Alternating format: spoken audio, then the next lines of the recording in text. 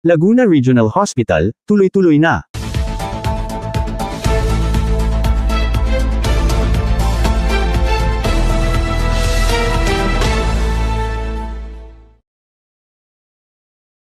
Bago tayo magpatuloy, huwag kalimutan mag-follow, mag-like, at i-share iyong aming Facebook page. At huwag din kalimutan mag-subscribe sa aming YouTube channel, ang Serbisyo Balita Live Online. Maraming salamat po. Dinidinig na sa Senate Committee on Health and Demography kasama ang Committee on Finance na pinangungunahan ni Senator Bongo, ang House Bill 9623, na iniakda ni Laguna 2nd District Representative Ruth Hernandez. Ang nasabing panukala ay naglalayong magpatayo ng isang Level 3 General Hospital sa bayan ng Bay, Laguna. Ang nasabing ospital ay sasailalim sa pangangasiwa, pamamahala, at pamamalakad ng Department of Health. Sa nasabing pagdinig, sinabi ng kinatawan ng DOH na wala silang pagtutol sa pagpapatayo sa nasabing ospital at buong-buo ang pagbibigay nila ng suporta sa nasabing panukala.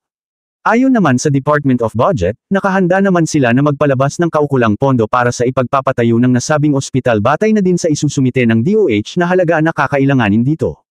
Ang nasabing pondo ay isasama sa pangkabuoang pondo ng DOH para sa susunod na taon.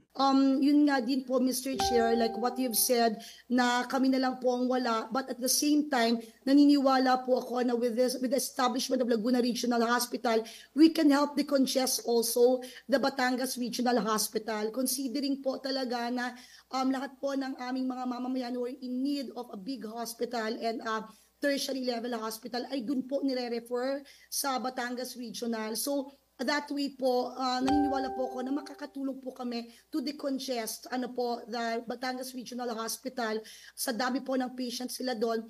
And also po yung mga neighboring provinces namin here in Calabarzon, matutulungan din po ng lalawigan ng Laguna. So, muli po, maraming salamat, Mr. Chair. Samantalang nagpasalamat naman si Congresswoman Ruth Hernandez kay Senator Go sa ipinakita nitong labis na pagsuporta sa kanyang panukala. Aniya, isinasakatuparan lang niya ang kanyang advokasya na makapaghatid ng tulong at serbisyong medikal sa lahat ng kalalawigan niya sa Laguna. Umaasa naman ang kongresista na matatapos at maipaapasa na ang nasabing panukala sa Senado sa lalong madaling panahon, upang mapaumpisahan na ang pagpapagawa ng nasabing regional hospital. Sa kasalukuyang ay may 4 ng ospital na nasa ilalim ng pamamahala ng DOH sa buong Calabarzon Region, at ang mga ito ay ang Batangas Medical Center, Maria L. Eliasar General Hospital, Southern Luzon Multi-Specialty Medical Center, at ang Southern Tagalog Regional Hospital.